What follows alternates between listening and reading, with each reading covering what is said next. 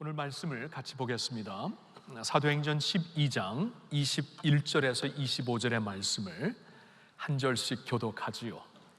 사도행전 12장 21절부터 제가 한 절, 여러분 한 절 교독합니다. 헤롯이 나를 택하여 왕복을 입고 단상에 앉아 백성에게 연설하니 백성들이 크게 부르되 이것은 신의 소리요 사람의 소리가 아니라 하거늘 헤롯이 영광을 하나님께로 돌리지 아니하므로 주의 사자가 고치니 벌레에게 먹혀 죽으니라. 하나님의 말씀은 흥왕하여 더하더라. 다 같이 바나바와 사울이 부조하는 일을 마치고 마가라 하는 요한을 데리고 예루살렘에서 돌아오니라. 아멘. 아까 광고 말씀드렸듯이 6.25 전쟁 70주년을 맞이하는 이 한 주간, 오늘 저는 여러분들과 함께 오늘 말씀에서 몇 가지를 좀 생각하며 우리 마음속에 꼭 새기고 싶은 것이 있습니다. 먼저 악에 대한 이슈입니다. 오늘 본문에서 나오고 있는 헤롯 왕의 케이스를 보거나 또한 지금 70년 이상 남북으로 갈려져 있고, 물론 남한에도 악이 없는 건 아니지만 북한을 보았을 때 지난 10수년 동안 유엔에서는 자신의 그 국민들의 인권을 가장 유린하는 나라 중에 탑1 아니면 탑3 안에 항상 드는 나라로 북한을 지적하고 있습니다. 자신의 백성들을 유린한다는 것, 인권을 유린한다는 것은 악한 정권이라는 것이에요. 그럴 수밖에 없죠. 자신의 백성들이 굶어 죽을지라도 자신들의 체제만 살면 된다 하면서 이렇게 존재하고 있는 그 국가를 보면서 어찌 악하지 않다고 말할 수 있겠습니까? 악에 대해서 좀 생각을 해보고 싶어요. 왜냐하면 오늘 본문에서도 이 헤롯 왕이 굉장히 악한 사람으로 우리 앞에 이제 성경에서는 등장하고 있는데, 이러한 악에 대해서 하나님은 그때도 그렇고 오늘날도 그렇고 뭐라고 말씀하시는 것인가? 하나님은 과연 악에 대해 어떻게 반응하는 것인가? 이것을 오늘 좀 말씀에서 생각을 해보고 싶고요. 그 후에는 이러한 악이 계속 이렇게 길을 피고 있는 세상에서 하나님의 백성들은 어떻게 살아야 되는가? 어떠한 반응을 갖고 살아야 되는가를 우리 한번 생각해보고, 그 후에는 이러한 모든 상황 가운데 하나님의 나라는 어떻게 전진하는 것이고 어떠한 영향을 받는 것인가, 이렇게 한번 우리가 세 가지를 좀 크게 생각해 보았으면 좋겠습니다. 먼저 헤롯에 대해서 좀 생각하고 싶은데요, 오늘 본문이 우리가 이제 사도행전 12장 마지막 부분에서 보았지만 12장 앞부분을 보면은 헤롯이 사실 앞부분부터 나오고 있습니다. 앞부분을 보면은 이제 그 당시에 초대교회 지도자 중에 한 사람이었던 사도 야고보를 죽입니다.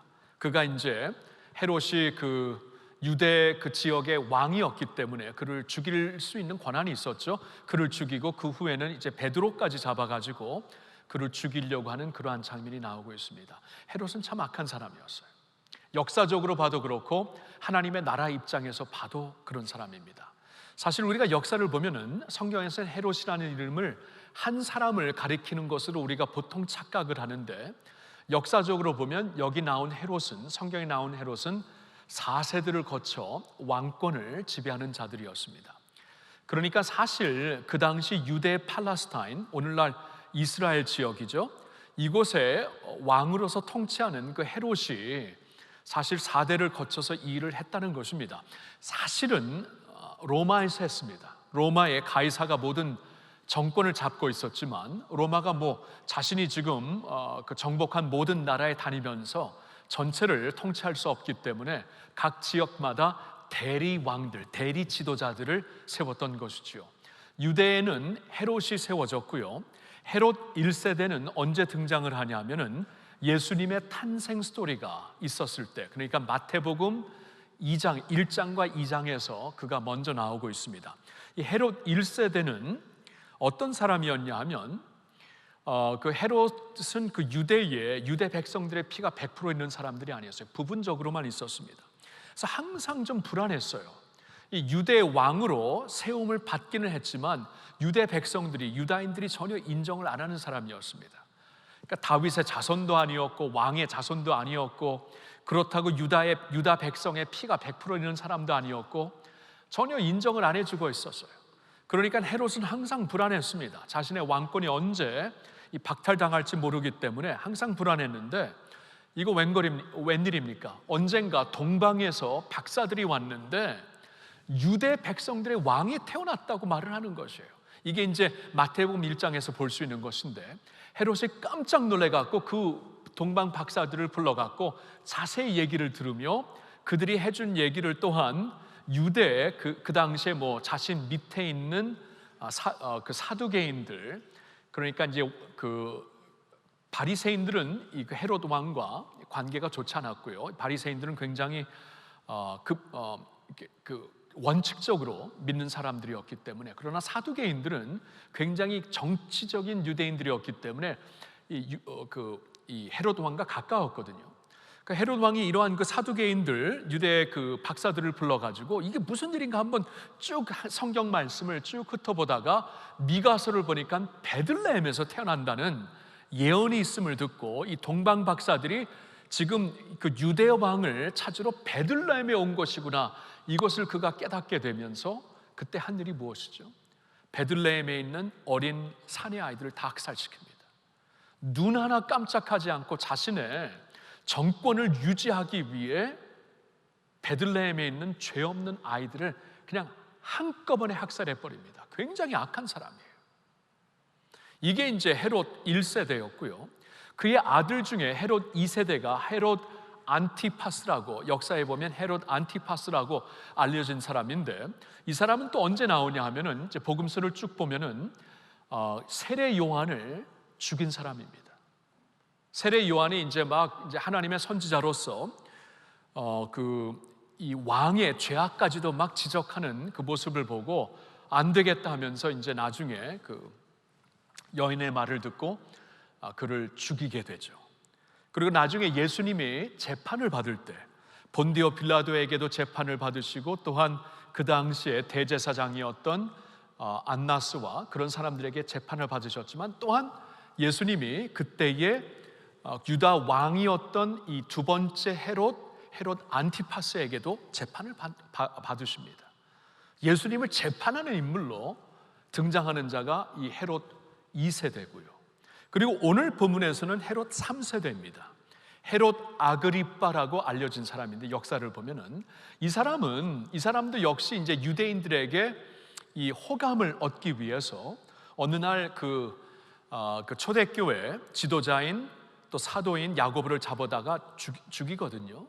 근데 오늘 그 12장 2절 말씀을 보면, 2절 3절을 보면 유대인들이 이 왕이 야고보를 죽인 사건을 보고 너무나 왕을 막 칭찬하고 좋아하는 것이에요. 그러니까 막 들떠가지고 이제는 베드로까지 그럼 아예 그냥 잡아갖고 죽여버리자 했는데, 다만 그때는 명절이었습니다. 6월절이었기 때문에, 6월절에는 사람들을 죽일 수가 없었기 때문에 6월절 동안 이 감옥에다 가둬놓고 6월절이 끝나면 베드로까지 죽이리라, 이렇게 하나님의 나라 입장에서 보면은 굉장히 그 하나님 나라의 적대하는 적대인으로서, 대적하는 사람으로서 이제 나타나고 있습니다. 그리고 역사를 보면은 사람들에게도 그렇게 호의를 받지 못했던 굉장히 좀 독한 사람이었어요. 그리고 네 번째로 나오는 헤롯은 헤롯 아그리빠의 아들, 그러니까 헤롯 아그리빠 2세고, 헤롯 그 가문에서는 헤롯 4세대가 되는 헤롯 아그리빠 2는 언제 나오냐 하면은 나중에 이제 사도 바울이 재판을 받을 때, 바울이 이제 마지막 재판을 받고 가이사에게 가기 전에, 물론 그 당시에 이제 총독이었던 그 베닉스에게도 서게 되지만, 그 당시에 이제 그 유대를 지배하는 왕이었던 이 아그리빠라고 이제 성경은 나오고 있는데, 헤롯 아그리빠였습니다. 그 사람을 만나게 되는데, 이렇게 성경에서는 헤롯이 4세대에 거쳐가지고 유대를 완전히 자신들의 욕망을 위해, 자신들의 체제와 정권을 위해 지배하는 그러한 사람들이었습니다. 악한 사람들이었어요. 저는 오늘 이 12장에서 헤롯의 스토리를 보면서 오늘날 북한을 생각하지 않을 수가 없었습니다. 많은 면에서 이렇게 연결이 돼요. 북한의 체제 우리가 한번 생각해 본다면은 겉으로는 사람들의 평등, 이 국민들의 평등을 위해 존재하는 그러한 그 국가라고 그들은 말하고 있지만 실제로는 김씨 독재 가문을, 그 체제를 지탱하기 위해 존재하고 있는 그러한 시스템입니다. 우리 다 알고 있잖아요, 그렇죠? 3세대가 이렇게 독재하는 나라 요사이 찾아볼 수 없습니다. 완전히 독재권으로 사람들의 호의를 전혀 받지 못하고 국민들은 굶어 죽을지라도 자신들만 살면 된다, 이런 식으로 체제를 운영하는 그런 나라. 그리고 유엔이 지금 10수년이 넘게 가장 인권을 유린하는 탑 1, 2, 3에 속한 나라. 지금 20년째 이렇게 북한을 가리키고 있어요. 누가 봐도 악한 나라입니다. 그리고 지난주 화요일에는 개성에 있는 남북 공동 그 연락처소를 그냥 비참하게 파괴했습니다. 비참하게. 조폭들의 세계에서만 볼 수 있는 일이 벌어졌어요. 우리 앞에서. 할 말을 잃었습니다. 북한을 품고 기도하고 있는 저와 저의 안에는, 원코리아를 놓고 기도하고 있는 저와 저의 안에는 너무나 허무하더라고요. 너무나 허무해요. 정말 역사의 우여곡절 가운데 이러한 그 대화의 채널까지도 열렸는데 이것을 그냥 어떻게 저렇게 파괴할 수 있는가?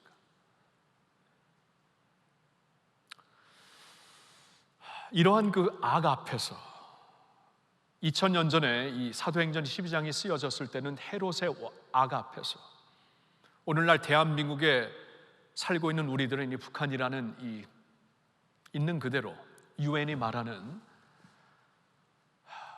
악 앞에서, 악한 정권 앞에서 하나님은 도대체 무엇을 하시는 것인가? 하나님은 왜 침묵을 지키고 계시는 것인가? 하나님은 왜 우리 기도를 듣지 아니하시는 것인가? 이런 마음이 생겨. 이건 솔직한 고백입니다. 성경에서도 하나님을 가리켜 하나님 언제까지입니까? 언제까지 가만 계실 것입니까? 이러한 언어로 시편 기자들이 기도하고 선지자들이 기도하고 있기 때문에 저도 오늘은 좀 솔직하고 싶어요. 좀 허무했습니다. 굉장히 허무하고, 언제까지 이런 것을 우리가 지켜봐야 되는가? 언제까지 이런 북한을 품고 기도해야 되는가? 이게 솔직한 심정이었습니다. 이 질문인 거, 하나님은 이러한 악 앞에서 뭘 하시는 것인가? 자, 오늘 말씀을 보면은 하나님이 이러한 악에 대해서 눈을 감고 계시는 분이 아닙니다. 모른 채 하시는 분이 아닙니다. 하나님은 이 모든 악을 자세히 아십니다. 구체적으로 아십니다. 그래서 성경에 그들의 악을 구체적으로 기록하게 하십니다. 외면하시는 분이 아니에요. 알고 계십니다. 역사의 책에서도 찾아볼 수 없는 이 4세대가 지나면서 이 헤롯 그 왕권 가문이 저지른 그 죄악들을 낱낱이 기록하고 계십니다. 하나님이 아세요. 모르시는 분이 아니고 모른 채 하시는 분도 아닙니다. 알려주시고 있습니다. 적나라하게. 그리고 오늘 본문을 보면 그 헤롯을 심판하십니다. 심판하세요. 헤롯이 스스로 자신이 하나님처럼 막 생각하고 있는 가운데 하나님이 이제 그만 본다 하고 그를 치시는데, 성경 보니까 하나님의 천사를 보내서 그를 치셨다 그러죠. 치시는데 그가 벌레에 잡혀 먹습니다. 이게 무슨 말이냐면, 의학적으로 본다면은 그의 그 장에서 벌레가 막 일어나 갖고 안에서부터 그를 그냥 먹어버린 거예요. 이게 좀 의학적으로 보니까 굉장히 괴롭고 아픈 죽음입니다. 굉장히 그냥 페인이 극심한 죽음입니다. 그렇게 죽게 만드세요. 하나님은 심판하십니다. 히브리서 9장 27절에 보니까 한 번 죽는 것은 모든 사람들에게 정하신 것이요 그 후에는 심판이 있으리라. 여러분, 하나님은 심판하시는 분이에요. 이 세상에서 오늘 나온 헤롯 아그리빠처럼 이 세상에서 심판하시지 아니하면 언젠가 죽음 후에 하나님의 절대적인 심판대 앞에 서게 하십니다. 하나님 심판하시는 분입니다. 악에 대해서 모른 채 하시는 분이 아니고 심판하시는 분입니다. 다만 때때로 악을 어느 정도까지 허락을 하십니다. 어느 시간표 안에서 허락을 하십니다. 우리가 다 다 이해는 할 수 없지만 그래도 하나님께서 성경을 통해, 역사를 통해 쭉 보여주시는 것을 보니까 그래도 악을 통해 선을 이루시기 위해, 자신의 선한 사역을 이루시기 위해, 우리 몸도 아파서 크는 거죠. 아이들이 growing pain, 아파야 제대로 큽니다. 아파야 면역도 생기고, 그렇죠? 아픔이 없다는 게 다 좋은 게 아닙니다. 근데 하나님께서 도리어 이렇게 아픔, 악을 허락하시어서 하시는 일을 보니까 우리가 사도행전에서도 보았지만 사도행전 7장에 예루살렘 교회에 박해가 임하게 하십니다. 그렇죠? 이 핍박이 임하게 하심으로써 이 악이 임한 것이죠. 교회가 막 핍박을 받기 시작하는데 그때부터 사도행전의 역사가 본격적으로 시작이 됩니다. 이거 참 놀라운 일이에요. 본격적인 역사가, 초대교회 역사가 2장부터 예루살렘에서 막 자라나는 것 같은데 아닙니다. 하나님은 분명히 예루살렘과 온 유대와 사마리아와 땅끝까지 이르러 내 증인이 되리라고 하셨는데 그 일을 전혀 못하고 있다가 박해의 바람이 부니까 백성들이 어려움 가운데 흩어지면서 온 세상에 복음을 전하기 시작합니다. 사도행전의 본격적인 역사가 아픔으로 인해 시작이 돼요. 하나님이 그래서 허락하신 겁니다. 그리고 한번 예수님의 죽음을 생각해 보세요. 예수님의 죽음은 이 세상에서 우리 믿는 사람들에게는 적어도 믿는 자들에게는 이 세상에서 가장 악한 예화입니다. 죄인들의 손에서 하나님이 죽으십니다. 여러분, 예수님 하나님이시잖아요, 그렇죠? 성부 하나님과 함께 성자 하나님께서 이 천지 만물을 지으신 분입니다. 요한복음 1장을 보니까 그 하나님을 피조물이, 그것도 죄인들이 죽여버립니다. 여러분, 이처럼 더 큰 악이 어디 있어요? 근데 그 악을 통해 하나님은 인류를 구원하시더라고요. 십자가를 허락하시고 십자가에서 피를 흘리게 하셔서 우리를 구원하십니다.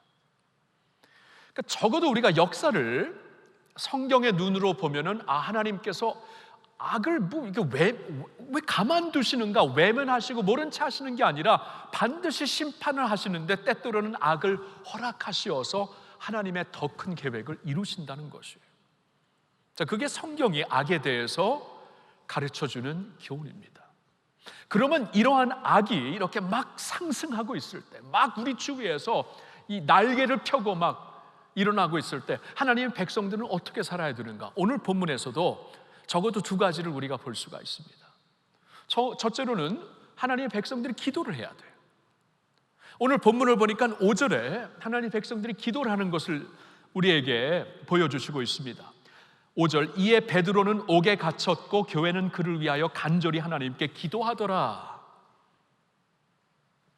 여러분, 이때 베드로가 어떻게 갇혔냐 하면은 헤로드 왕이 베드로를 확실하게 가둬놓았다가 죽이려고 4절을 보니까 옥에 가두어서 군인 넷씩인 네 패에게 맡겨서 지키게 하였다. 아무도 뚫고 들어가서 구출하지 못하게 지켰다는 것입니다. 이런 가운데 교회는 기도할 수밖에 없고 기도를 하는데 하나님께서 응답을 하십니다. 12장을 쭉 보면은 기도에 응답을 하시어서 베드로가 극적으로 탈출을 해요. 하나님의 기적이 일어납니다. 하나님의 기도 응답입니다. 악 앞에서 백성들은 기도하고 하나님은 그 기도에 응답하셔서 하나님의 놀라운 일을 행하시는 겁니다. 자, 그런데 여기서 반드시 짚고 넘어가야 될 것이 하나가 있습니다. 베드로는 살리시고 야고보는 죽게 하셨는데 하나는 하나님께서 기도 응답하신 것이고 하나님은 하나님께서 저버리신 것인가, 외면하신 것인가, 그렇게 봐야 합니까? 절대로 아닙니다. 성경을 그렇게 볼 수는 없습니다. 베드로가 잡혔을 때 주님의 성도들이 간절히 기도했다면 야고보가 잡혔을 때도 간절히 기도한 것은 우리가 이 기록이 안 돼 있을지라도 분명히 상상할 수 있는 것이에요. 그들이 기도했어요.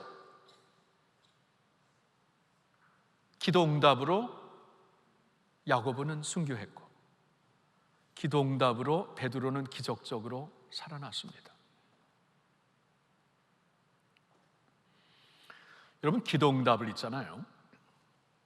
내가 원하는 것으로만 이해하려고 하면 이것은 큰 오류입니다. 성경의 믿음은 아니에요. 그것은 뭐 세상적인 미신적인 믿음인지는 모르겠지만 될 때까지 비나이다 비나이다 하는 미신 종교인지 모르겠지만 성경은 그렇게 가르치지 않습니다.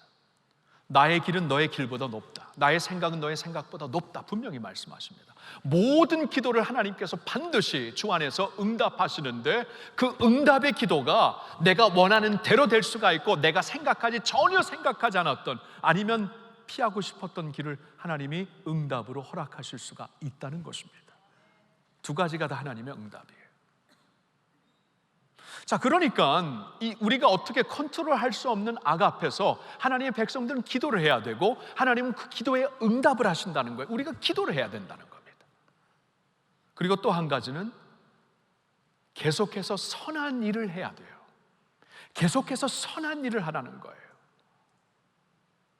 헤롯이 막 여기서 저기서 막 날뛰고 자신이 뭐 주인인 것처럼 주권자인 것처럼 막 여기서 사람도 죽이고 하고 있지만 오늘 성경이 어떻게 끝나는가? 이 12장이 어떻게 끝나냐면 25절에 보니까 바나바와 사울이 바울이죠.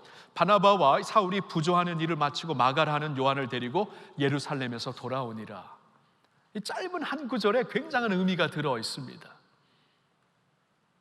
여기 지금 악은 막 그냥 날개를 피고 막 상승하고 있고 주의 백성들은 막 어쩔 줄 모르고 간구하고 있고 그래서 한 명은 죽고 한 명은 살아나고 막 이런 일이 벌어지고 있을 때 조용히 그러나 굳건하게 주님의 교회는 할 일을 했다는 거예요. 여기 부조금을 지금 주고 왔다는 게 뭐냐 하면은 11장을 봐야 우리가 이해를 할 수 있는데 11장과 연결을 시키면 11장 27절에 보면은 그때 선지자들이 하나님의 선지자들이 예루살렘에서 안디옥에 이르니 그 중에 아가보라 한 사람이 일어나 성령으로 말하되 천하에 큰 흉년이 들리라 하더니 글라우디오 이 가이사 때에 그렇게 되니라. 제자들이 각각 그 힘대로 유대에 사는 형제들에게 부조를 보내기로 작정하고 이를 실행하여 바나바와 사울의 손으로 장로들에게 보내니라. 자, 이 말씀이 연결되는 겁니다. 그러니까 이 말씀과 12장 25절이 연결되는 거예요. In between, 그러나 그 가운데에는 이 지금 모든 사건이 벌어지고 있는 거예요. 헤롯이 난리치고 있고 그래서 뭐 큰일 난 것처럼 세상이 적어도 예루살렘에 있는 성도들에게는 세상이 발각 뒤집어지는데 야고보 사도가 죽었기에 베드로도 죽을 수 있기에 뒤집힌 거죠. 그런데 이제 교회가 안디옥에도 가 있고 퍼져 있는데 그 교회들이 다 할 일을 하는 거예요. 그냥 굳건히 하는 거예요. 이런 일은 벌어지고 있지만 주의 일을 그냥 굳건히 하는 거예요. 그래서 모아두었던 부조금, 특별히 예루살렘의 가뭄이 심했기 때문에 그쪽으로 전달하는 일이 이렇게 앞뒤로 보여지고 있습니다. 이렇게 살라는 거예요. 그러니까 우리가 컨트롤할 수 없는 일에 너무나 이렇게 빠져 있지 말고 왜 이렇게 악이 있고 왜 북한은 저러고 우리가 기도하고 있는데 여러분 이런 거 생각하다 보면 우리 제대로 할 일 못합니다. 그렇게 하지 말고 우리가 할 일을 감당하라. 교회로서 할 일이 뭡니까? 예배하고 교제하고 봉사하고 구제하고 여전히 하라. 꾸준히 하라. 하나님의 백성들이 그렇게 반응하라고 말씀을 주시고 있는 거예요. 아멘입니까? 자, 12장의 말씀이 그거예요. 그 당시에 이 악 앞에서 일어나고 있는 하나님의 백성들의 스토리, 주님의 나라의 스토리. 그리고 오늘날 우리가 보고 있는 뭐 미국에서는 지금 그 흑백 갈등으로 지금 발각 뒤집혔고 지금 뭐 인도와 중국에선 서로 지금 전쟁 나냐 마냐 그런 일이 있고 한반도에는 그래도 북한 이슈잖아요. 그렇죠? 그럼 우리가 이제 이러한 우리 앞에 직면하고 있는 이러한 이슈 앞에서 같이 주저앉지 말고 할 일을 하라. 주의 백성들이 감당해야 할 일을 하라. 그 말씀이에요. 기도하고 선한 일을 하여라. 자, 이게 12장의 말씀이면은 제가 여러분들과 오늘 좀 몇 가지 좀 정리를 해서 권면의 말씀을 드리고 싶어요. 세 가지를 드리고 싶은데 첫 번째는 이것입니다. 모든 것은 하나님의 주권 아래 있습니다. 견고하십시오. 이렇게 모든 것이 하나님의 주권 아래에 있다. 헤롯의 폭력도 북한의 도발도 하나님의 주권 아래에 있습니다. 온 세상을 덮고 있는 이 코로나 팬데믹도 하나님 주권 아래 있습니다. 여러분 성경을 보면 예수님이 하늘에 나르는, 공중에 나르는 참새 한 마리도 하나님께서 허락하시지 아니하면 땅에 떨어지는 법이 없다고 하세요. 여러분, 아무리 동물을 사랑해도 날아가는 참새 이렇게 하나씩 보면서 언제 저 녀석 떨어지나 그럴 사람 아무도 없잖아요. 아무도 상관 안 하는 일, 너무나 흔한 그 날아다니는 참새들이 하나님 창조주에 하나님의 허락 없이는 땅에 떨어지는 법이 없다. 하물며 하나님께서 자신의 독생자의 핏값으로 사신 하나님의 백성들을 세상과 함께 운명이 이리 가고 저리 가고 하려고 놔두시겠습니까? 이게 말이 됩니까? 이게 믿음이 적은 자요 그러잖아요. 예수님께서 믿음이 적은 자요. 그 말이 되냐? 공중 나는 새를 봐라. 말이 되냐? 그 너무나 흔해갖고 밟고 다니는 백값 좀 봐라. 말이 되냐? 이런 것도 하나님께서 지키시는데요, 하물며 너를 지키시지 아니하겠느냐. 우리가 주님의 주권 아래에 있어요. 대단한 말씀이죠. 그래서 주님 주권 아래에 있다는 것은 우리로 하여금 그럼 우리가 지금 서 있는 이 그라운드가 다르구나, 이걸 깨달아야 돼요. 우리가 지금 서 있는 그라운드가 세상이면 세상이 흔들리면 같이 흔들리고요, 세상이 폭삭망하면 우리가 같이 망하고, 근데 우리가 서 있는 그라운드가 세상이 아니라고 하십니다. 하나님의 말씀의 터전이라고 하십니다. 그렇죠? 말씀의 터 위에, 사도들과 선지자들 터 위에 세워졌나니 성도들이 새로운 터전을 밟고 있다는 거예요. 그게 뭐예요? 말씀입니다. 말씀. 오늘 본문에 24절에서도 짧은 문장이 하나 나오죠. 이 문장 처음 읽었을 땐 이게 지금 헤롯의 스토리와 무슨 연관이 있는가 이렇게 볼 수 있지만 24절과 25절 굉장히 중요해요. 그래서 같이 읽은 건데 24절에서는 하나님의 말씀은 흥왕하여 토하더라. 여기서 헤롯이 난리 피우고 있는데, 난리 치고 있는데 흥왕하는 것은 하나님의 말씀이더라. 꾸준히 자라는 게 하나님의 말씀이다. 그러니까 이걸 봐야 돼요. 우리가 이제 믿음의 눈으로 하나님의 백성들은 지금 여기 헤롯의 그 세상을 보는 게 아니라 헤롯의 세상에 서 있으면 우리 어떻게 견고해요? 근데 헤롯의 세상이 아무리 그렇게 막 그냥 난리 피우지만 결국 서는 것은 하나님의 말씀이다. 그 말씀의 그라운드 위에 서 있다는 것이에요. 안 흔들려요. 그러면 하나님의 주권이 말씀이거든요. 성경을 보니까 하나님께서 말씀으로 우주 만물을 창조하셨다 그러고, 히브리서 1장 3절을 보니까 말씀으로 우주 만물을 붙잡고 계시다고 말씀하세요. 여러분, 과학은, 물리학은 우리에게 우주 만물이 무엇이 붙잡고 있는가, 이게 메탈이라고 그래요. 메탈이 카본이 될 수 있고 수소가 될 수 있고 산소가 될 수 있고 또 지력이라고, 그래비티라고 말을 하고 있죠. 근데 하나님 말씀은 아닙니다. 그것은 그냥 우리의 눈에 물리적으로 보이는 것 이상 이하도 아니라 그냥 보이는 것이다. 그런데 진짜 이 우주 만물을 붙잡고 있는 것이 지력일까요? 진짜? 이거 물리학자들 절대로 그런 말 못합니다. 언젠가는 터질 수밖에 없는 지구 온 세상이 우주 만물이라고 하는데, 근데 언제 이 물리학적으로 터질 수밖에 없는 이 우주 만물을 무엇으로 붙잡고 있는가? 히브리서 1장 3절의 말씀으로 붙잡고 계시다. 말씀으로 지으셨기 때문에 당신의 말씀으로 붙잡고 계신다. 그렇기 때문에 하나님의 백성들이 견고할 수 있는 이유는 그 말씀 위에 설 수 있기 때문입니다. 아멘입니까? 말씀 위에 설 수 있어요. 그러니까 모든 것이 하나님의 주권 아래에 있다. 하나님의 말씀, 하나님의 권한 아래에 있다. 그러면 말씀 위에 선 자들처럼 말씀 위에 서서 견고할 수 있다는 거예요. 팬데믹이 난리치고 있고 남북 관계가 이렇게 꼬이고 있지만 여러분, 말씀 위에 서십시오. 그리고 견고하십시오. 할렐루야. 견고하세요. 흔들리지 마세요.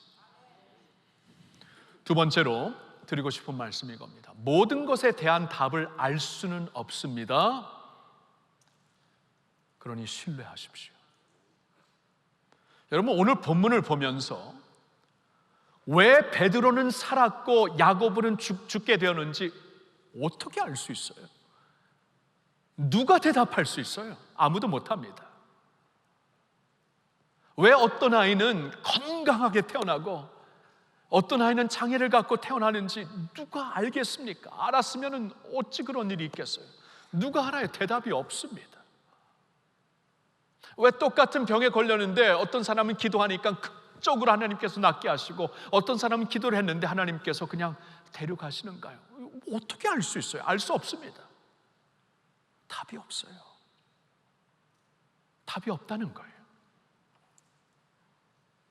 근데 답이 없다고, 답을 모른다고 답이 없는 건 아니에요. 그렇죠? 답을 모르는 것뿐이지 답이 있습니다. 하나님께는 분명히 있어요. 그렇다면은 내가 답을 모르는 것은 어쩌면 당연한 것이고, 그러나 그 가운데서 내가 할 수 있는 것, 우리가 할 수 있는 것은 하나님을 신뢰하는 겁니다. 여러분, 믿음은 신뢰하는 거예요. 신뢰, trusting 하는 거예요. I put my trust in you. 다윗이 시편에서 계속 얘기를 하잖아요. I put my trust in you. 나의 신뢰를 주님께 둡니다. 도저히 이해가 안 되고 도저히 모르겠고 언제까지 이렇게 살아야 되는지 모르겠는데 I put my trust in you. 이게 시편 기자의 결론입니다. Put my trust in you. 주님께 신뢰를 둡니다. 믿음이 다른 게 아니에요. 신뢰하는 겁니다. 우리가 왜 신뢰할 수 있는지 아세요? 그분이 우리를 사랑하시기 때문에. 사랑하는 사람은 우리가 신뢰할 수 있어요. 근데 하나님이 우리를 어떻게 사랑하셨습니까? 죽기까지 사랑하셨어요. 그리스도가 하나님이신데 우리를 위해 죽으셨습니다. 그렇죠? 예수 그리스도가 하나님이신데 우리를 위해 죽으셨어요. 어찌 이런 일이? 우리를 죽기까지 사랑하신 분이에요. 그러니까 그분이 하시는 일이 다 이해가 안 될지라도, 지금 모를지라도 답이 없어서 그런 게 아니에요. 답은 있습니다. 근데 지금 모르는 거예요. 그럼 모를지라도 그럼 지금 내가 할 수 있는 것은 I put my trust in you. 주님께 신뢰를 두고 삽니다.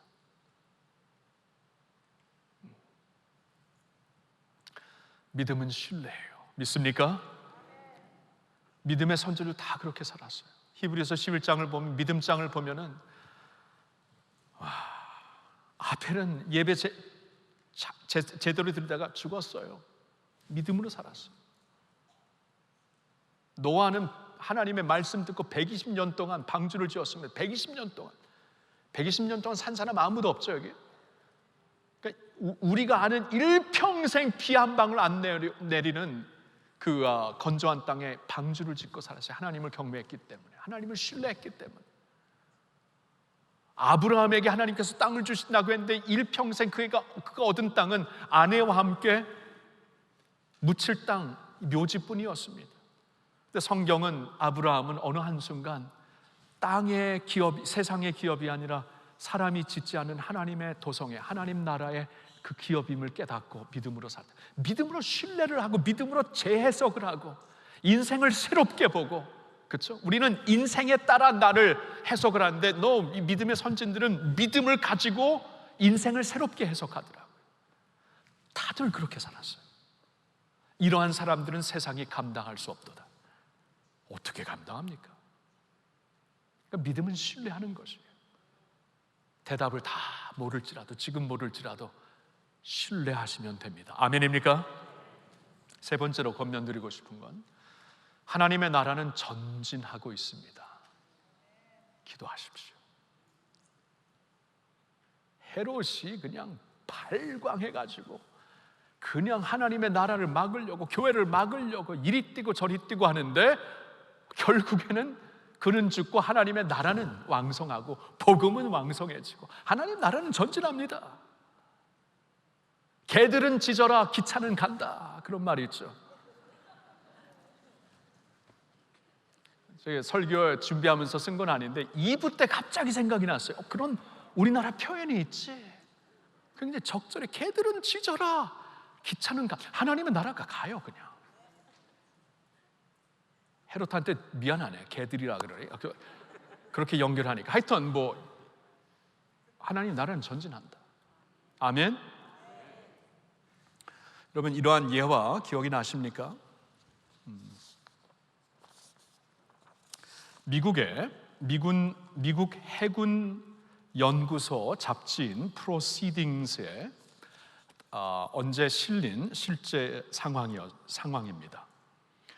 어둠이 완전히 진했던 한 밤에 군함 앞쪽에 빛이 보였습니다.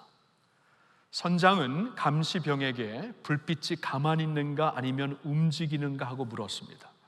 감시병은 가만히 있다고 말했습니다.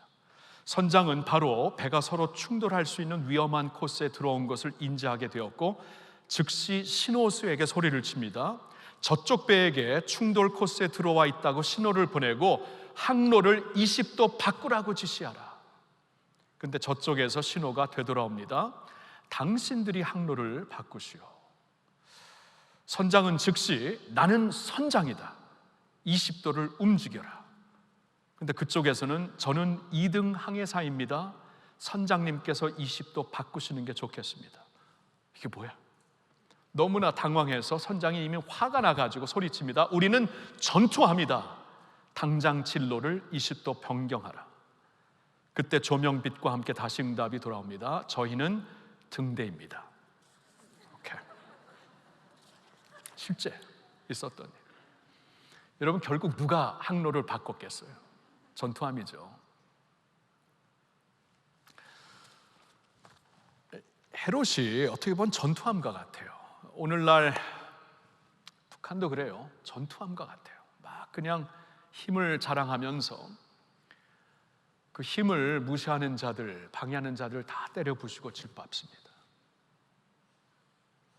근데 어느 순간에는 꼼짝 못할 더 큰 힘이 반드시 나타납니다. 그렇죠? 아무리 큰 전투함일지라도 이 등대는 반석 위에 서 있어요. 그걸 무시하고 가면은 나중에 폭삭한 이 망해버립니다. 부서져 버립니다.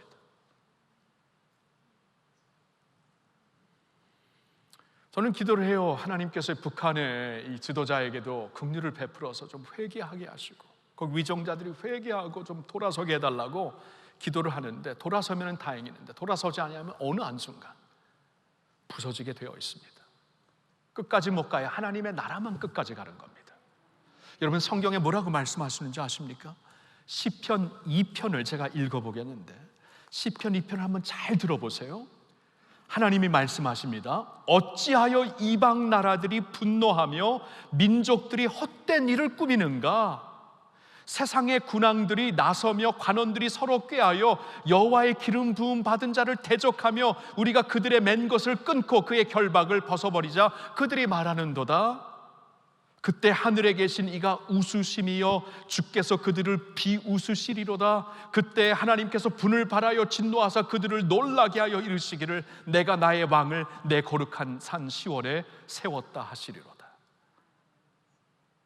이 시편 2편이 무슨 말을 하고 있냐면은, 하나님께서 들려주시는 말씀이 어떻게 세상 사람들이, 세상에 있는 군왕들이 스스로 잘났다고 막 서로 전략을 피고 모략을 세우고 하나님께서 세우시고자 하는 자를 적대하려고 하는가? 하나님께서 도리어 하늘에서 웃으신다, 비웃으신다. 아이고, 이 녀석들 무슨 일을 하는지 모르는구나. 그리고 어느 때 하나님께서 분노하신다, 분노하시고 그들을 제거하시고 당신이 세우시고자 하는 왕을 시온산에 세우시리라. 그 왕이 누구입니까? 예수 그리스도인 줄로 믿습니다. 그리스도의 왕국이에요. 다니엘서에서 보여주고 있는 그 환상과 똑같습니다. 세상의 왕들, 세상의 왕국들이 화려한 통산으로 금으로 만들어지고 은으로 만들어지고 동으로 만들어지고 철로 만들어지고, 그래서 밟는 곳마다 다 부시고 갈 수 있는 그러한 위대한 동상으로 보이는데, 어느 한순간 갑자기 나타난 돌이 있는데, 사람의 손에서 뛴 돌이 아니라 하나님께서 보내신 돌인데, 그 돌이 와갖고 이 신상을 그냥 꽝 쳐서 산산조각 냅니다. 그리고 그 돌이 자라면서 산과 산맥을 이루어 온 세상에 가득하다. 이게 하나님이 보여주시는 환상입니다. 이게 하나님의 나라는 거예요. 예수 그리스도가 락이라 그러잖아요. 반석이라 그러시잖아요. 하나님께서 세우신 반석이 와서 이 세상의 모든 화려한 것을 어느 날 부수시고 당신의 왕국이 새로워진다. 성경의 마지막 책인 요한계시록 11장 15절에 다음과 같이 말씀을 하시고 있습니다. 이 7 천사가 나팔을 불 때는 마지막 순간입니다. 다 같이 읽습니다. 7째 천사가 나팔을 불매 하늘에 큰 음성들이 나서 이르되 세상 나라가 우리 주와 그의 그리스도의 나라가 되어 그가 세세토록 왕노릇 하시리로다. 아멘입니까? 마지막 때 큰 음성으로 하늘의 나팔 소리와 함께 하나님께서 외치십니다. 세상의 모든 나라가 이제는 우리 주 예수 그리스도와 우리 주와 그의 그리스도의 나라, 하나님의 그리스도의 나라가 되어서 그분이 세세토록 왕노릇 하시리로다. 아멘, 아멘. 하나님의 나라가 전진하고 있어요. 헤롯이 그렇게 막으려고 했고 로마의 그 가이사들이 그렇게 막으려고 했지만, 여러분, 로마 제국을 벗어나 아시아 대륙, 아프리카 대륙, 아메리카 대륙, 이 동아시아까지도 지금 복음이 왔잖아요. 북한에도 복음이 들어갔잖아요.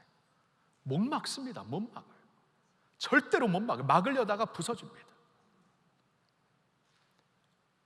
하나님의 나라는 전진하고 있어요.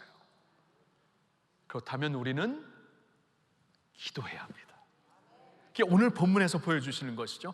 하나님의 나라가 전진하고 있기 때문에 하나님의 백성들은 기도를 해요. 이게 참 놀라운 말씀입니다. 하나님의 나라는 앞서 행하시는 성령님께서 성령님의 권한으로 하나님의 주권으로 하시는 것이에요. 근데 우리의 기도를 통해서 동시에 하십니다. 예수님께서 우리에게 기도를 가르쳐 주셨을 때 이렇게 기도하여라. 하늘에 계신 우리 아버지 이름이 거룩히 여김을 받으시오며 가장 먼저 주의 나라 임하시오며 Your kingdom come, Thy kingdom come. 하나님의 나라가 이 땅에 임할 수 있도록, 주의 나라가 대한민국에 임하고 주의 나라가 한반도에 이 북한 땅에 임할 수 있도록, 주의 나라가 온 세상에 임할 수 있도록 기도하라. 기도하면 하나님께서 역사하신다. 그 말씀이에요. 하나님께서 당신의 주권으로 성령님께서 앞서 행하시면서 펼쳐나가시는 하나님의 나라가 우리의 기도와 함께 이루어진다는 것이에요. 이거 굉장한 특권입니다. 굉장한 영광입니다. 우리가 성령님과 기도로 동역한다는 거예요. That's what this means. 성령이 하시는 일에 우리가 동참을 하고 동역을 하는 거예요. 우리 기도를 통해 하신다, 그 말씀이에요. 그러니까 우리는 우리 앞에 놓인 이 역사적인, 시대적인, 국가적인 이슈 앞에서 기도를 해야죠. 기도를 해야죠. 그냥 신문만 보고 화나서 집어던지지 말고, 이게 말이 되냐? TV 꺼 하지만 말고 기도를 하셔야죠. 기도를 하시면 하나님이 역사하십니다. 기도는 성령님과 동역하는 것이에요. 동역하는 것. 주의 나라를 위해 기도할 때, 주의 나라가 북한에도 반드시 임하십니다. 이미 임했고 임하실 것입니다. 그럼 기도해야 돼요. 이걸 믿기 때문에 우리는 기도하는 것이에요. 사랑하는 성도 여러분, 참 이러한 점점 꼬여지는 이러한 남북의 아픔 가운데 코로나19라는 팬데믹 현실 앞에서 우리는 모든 것을 주관하시는 하나님을 믿기 때문에 말씀 위에 굳게 서서 견고해야 되는 것이고요. 흔들리지 마세요. 그리고 다 구체적인 대답을 지금은 모를지라도 나를 사랑하셔서 당신의 독생자까지 아끼지 아니하신 하나님을 신뢰하며 나가는 것이고, 신뢰하는 것이 이게 믿음이고, 그리고 전진하는 주님의 나라가 분명히 있기 때문에 기도하면서 살 수 있기를 예수님의 이름으로 축원합니다. 기도합시다. 주님 감사합니다. 오늘 우리는 사도행전 12장의 말씀을 보면서 지금 대한민국에 살고 있으며 한반도에 살고 있는 우리의 상황도 돌아보게 됩니다. 뉴스로는 너무나 안타깝고 마음이 허무합니다. 그러나 말씀 안에는 소망이 있고 주님의 기쁨이 있으니 감사합니다. 주님, 팬데믹과 함께 이러한 남북 간의 갈등 속에 더 무거울 수밖에 없는 저희들이지만 모든 것을 아시고 주권을 갖고 인도하시는 하나님을 믿는 이상 우리 말씀 위에 굳게 서서 견고한 사람들, 주의 일에 견고한 사람들 되게 하여 주시옵소서. 우리가 모든 면에 답은 아직 모를지라도 우리를 사랑하시는 주님이 분명히 계시고 언젠가는 하나님의 대답을 알게 되리라 믿기 때문에 오늘 신뢰하며 사는 저희들 되게 하여 주시옵소서. 그리고 주님, 하나님의 나라는 오늘도 전진하는 것을 믿습니다. 오늘도 확장되고 있는 것을 믿습니다. 너무 감사합니다. 그 나라의 시민으로 살고 있고 그 나라의 시민으로서 성령님과 동행할 수 있는 이러한 놀라운 사명을 받고 있는 것 너무나 감사합니다. 그 사명을 깨달은 자들처럼 기도하게 하옵시고, 나라가 힘듭니까? 기도하게 하옵시고, 남북 관계가 힘들어졌습니까? 기도하게 해주시고, 지금 더욱더 안타깝으니까 기도하게 해주시고, 기도하면서 성령님과 동역하며 주의 나라 한반도 땅에 온 세상에 주의 영광을 위해 이루어 나갈 수 있는 저희들 모두가 되게 하여 주시옵소서. 그런 교회가 되게 하여 주시옵소서. 성령님, 말씀으로 성령 안에서 세상을 이기며 흔들리지 않으며 기도로 승리하는 저희들 되게 하여 주시옵소서. 할렐루야. 살아계신 우리 주 예수님의 이름으로 감사드리며 기도하옵나이다. 아멘. 할렐루야. 주님을 찬양합니다. 살아계신 주님 찬양합니다.